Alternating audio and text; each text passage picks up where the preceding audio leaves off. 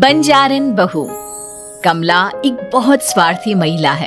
उसने पैसों के लिए एक ऐसे इंसान से शादी की जो पहले से शादीशुदा और एक बच्चे का पिता भी था। कमला के पति को मरे हुए एक अरसा बीत गया है। अब वो अपने सौतेले बेटे वैभव के साथ रहती है। वैभव के दिल में अपनी माँ को लेकर इतना डर है कि वो अपनी माँ के सामने एक शब्द नहीं बोल पाता। उसकी माँ जो कहती है उसको सर झुकाकर वही मानना पड़ता है। वैभव, तुमने अभी तक घर का काम क्यों नहीं किया? तुमसे कितनी बार कहा है कि सूरज निकलने से पहले तुम घर की साफ सफाई पूरी कर दिया करो।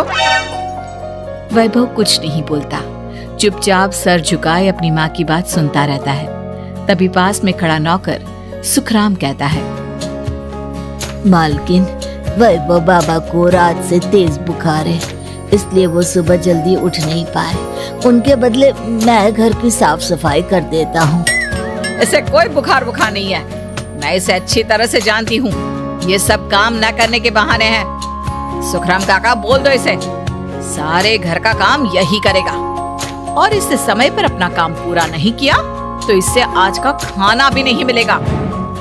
मगर मालकिन, वैभव बाबा की सच में ही तबीयत खराब है, आप एक बार देख तो लीजिए। कमला बिना कुछ बोले वहां से चली गई और बेचारा वैभव तेज बुखार में भी काम करता रहा। कमला वैभव की शादी एक ऐसी लड़की से कराना चाहती थी जो अनपढ़ हो और कमला से इसी तरह डरे जिस तरह वैभव डरता है, ताकि वैभव की सारी जायदाद और धन दौलत उसकी मुट्ठी में रहे। लेकिन आज के जमाने में ऐसी लड़की मिलना मुश्किल है।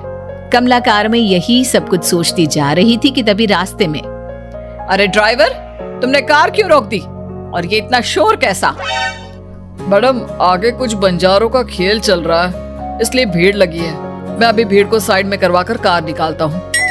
ड्राइवर भीड़ को साइड करके कार निकालने की कोशिश करने लगा कि तभी कमला की नजर रस्सी पर चल रही एक फुलवा नाम की बंजारन पर पड़ी। क्यों ना मैं इस बंजारन की शादी वैभव से करा दूं?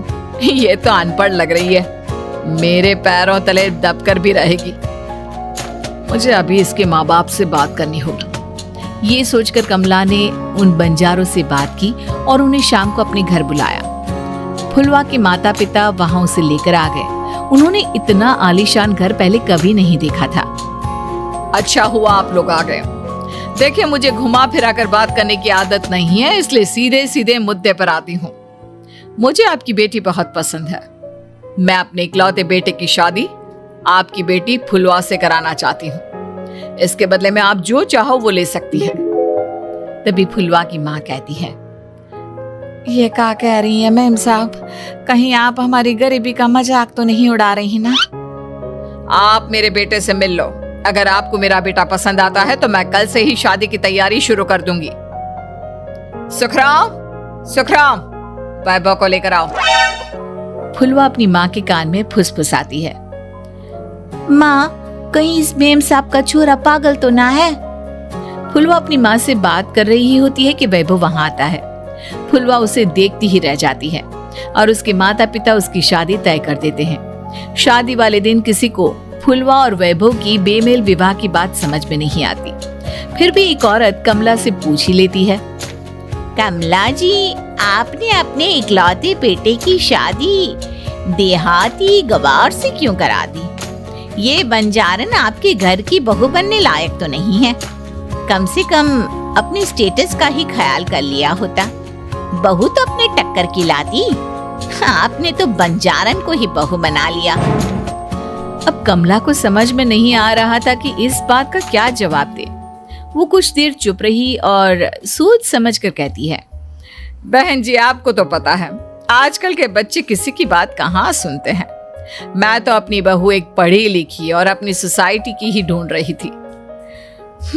लेकिन मेरे बेटे ने मेरे सामने इस बंजारन को लाकर खड़ा कर दिया।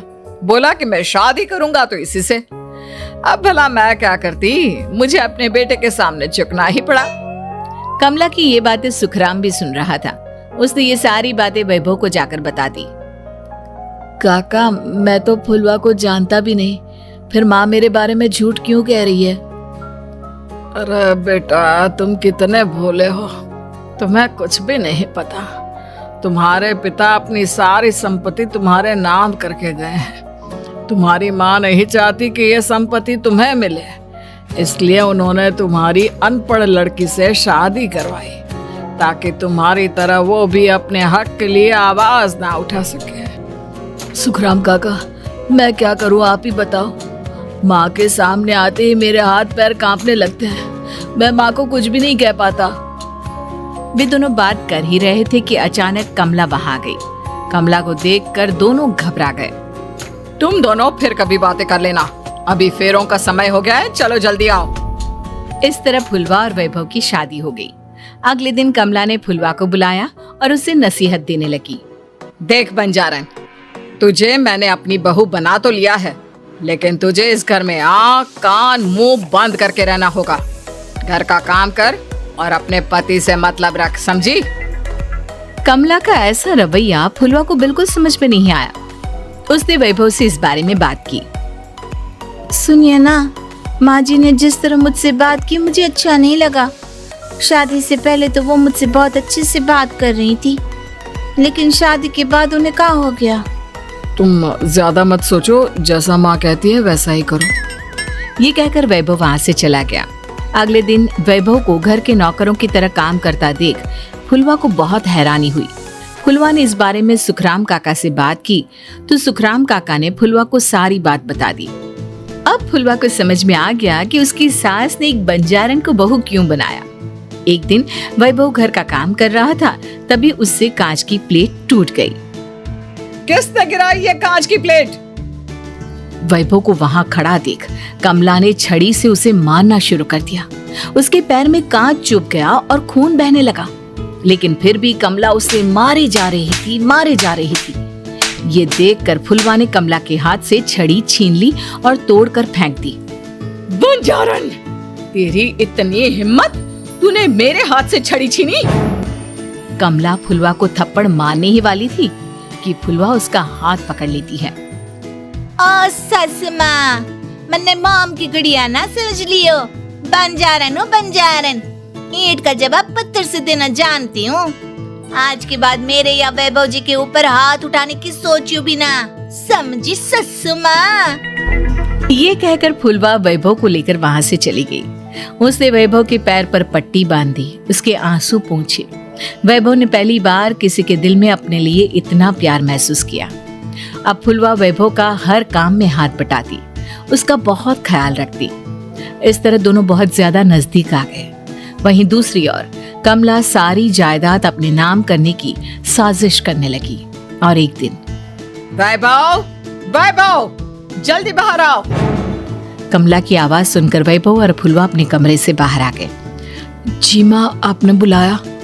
ये ले, इन कागजों पर साइन कर दे। वैभव कागजों पर साइन करने ही वाला था कि फुलवा वैभव के हाथ से पेन छीनकर कहती है, ना वैभव जी, आप इस पर हस्ताक्षर नहीं करेंगे। आओ बंजारन, मैं तुझसे बात नहीं कर रही। ये बात मेरे और मेरे बेटे के बीच की है। चुपचाप पेन दे दे, नहीं तो तेरी खाल उधेड़ लूंगी।